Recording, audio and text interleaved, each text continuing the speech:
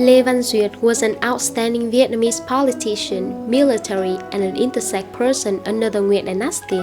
He was one of the main commanders of Long Nguyen Anh's army in the battle against Saigon.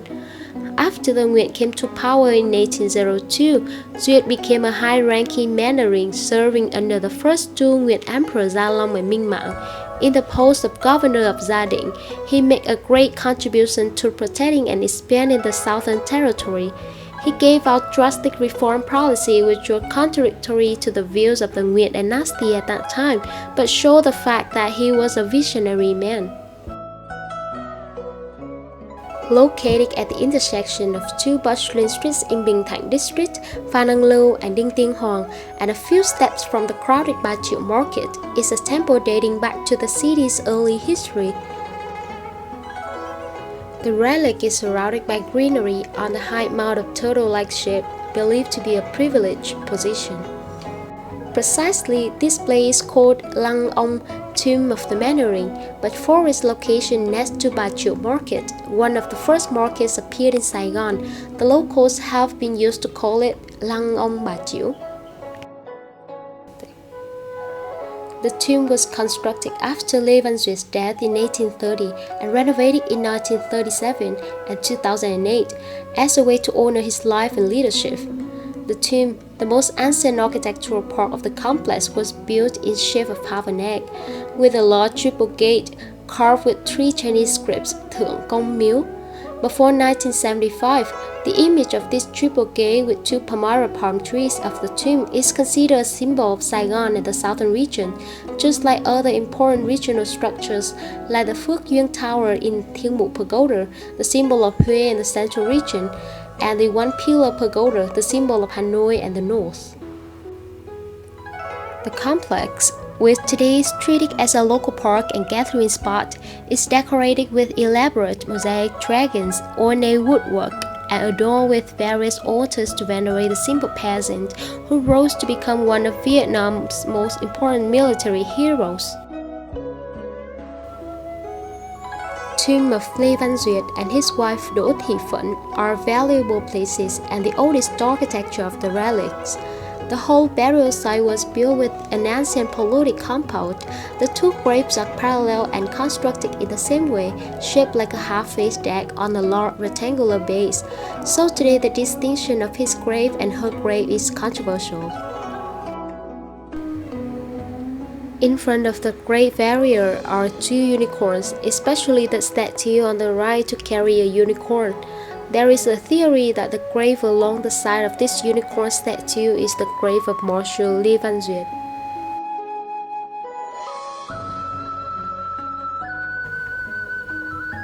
According to some research, in addition to the two traditional materials, wood and stone, the art of crockery at the shrine is a technique recreated from the architectural works in the ancient capital of Huế. With all kinds of porcelain pieces, broken and colorful glass, artisans have skillfully selected and arranged into vivid works of art.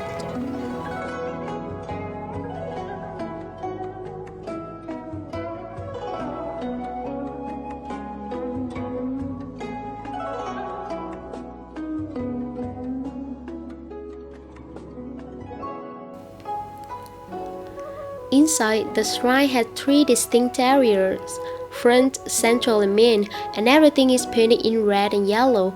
The temple was built with the architecture of communal house in the south, with a pre-chamber, mid-chamber, and main chamber, each separated from the others by a small space. At the two sides of the main temple are two symmetrical rows of eastern and western corridors. The work was imbued with the architectural imprints of the Nguyen court in Huế. It was restyled to be suitable to the tropical climate of the south. Porcelain crockery uses the image of a dragon carp fighting with a decorated bird in 1937 on a shrine. According to the concept of folklore, the image of dragon carp is a symbol of fighting spirit, always looking for ways to overcome difficulties to reach a good future. The altar in the main hall has a pure bronze statue of Duyet base cast from his portrait, printed on the 100 dong bill used in Saigon prior to 1975.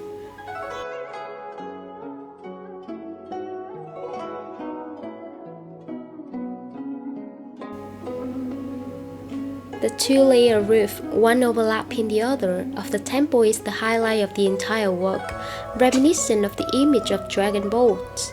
The technique of inlaying, carving, and engraving on wood, stone, and metals reflects the architectural features of the Hui Imperial Palace at that time. The decorations and patterns on the roof, with images of many different animals and motifs such as peacock, lotus, peony, are very lively and close to real life, reflecting both reality and belief. Annually, on July 30th of lunar calendar, the tomb is visited not only by Vietnamese but also Chinese Vietnamese for his friendly policies toward the Chinese who had prospered in the Mekong region long before the Vietnamese arrived.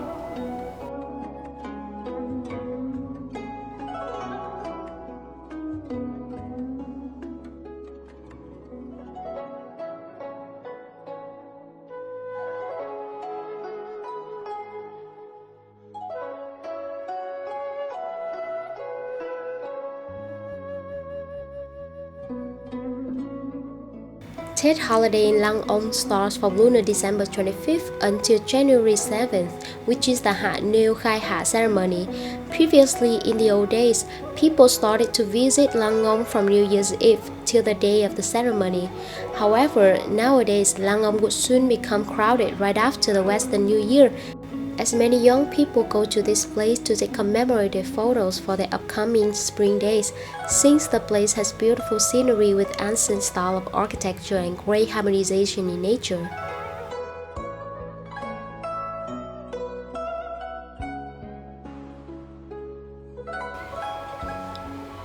Duyet was deeply trusted by Prince Nguyen and revered by the people thanks to his great military skills and acute mindset for economic strategies. He fought alongside the prince who ascended the throne at Gia Long. He also served the emperor's son Minh Mạng, but things took a tragic turn. Duyet passed away in 1832. It was also when Emperor Minh Mạng acted on his disdain of the Mandarin by removing all his followers from their posts in the government. Some records say the reason behind the disdain was because Duyet didn't approve Minh Mạng to ascend to the throne when he was serving his father.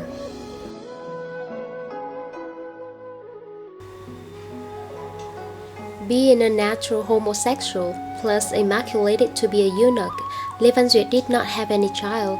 Instead, he adopted many, and one of his godchildren is a bandit in northern Vietnam named Le Van Khôi. Le Van Khôi started a rebellion against King Minh Mạng.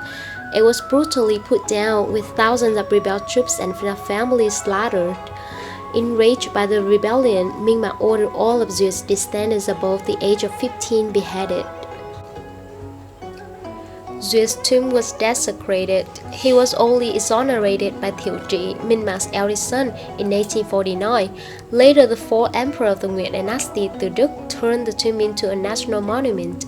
By 1914, the worship of Duyet was expanded by a group of volunteers called Thượng Công Quý Tế, who began to take care of the tomb.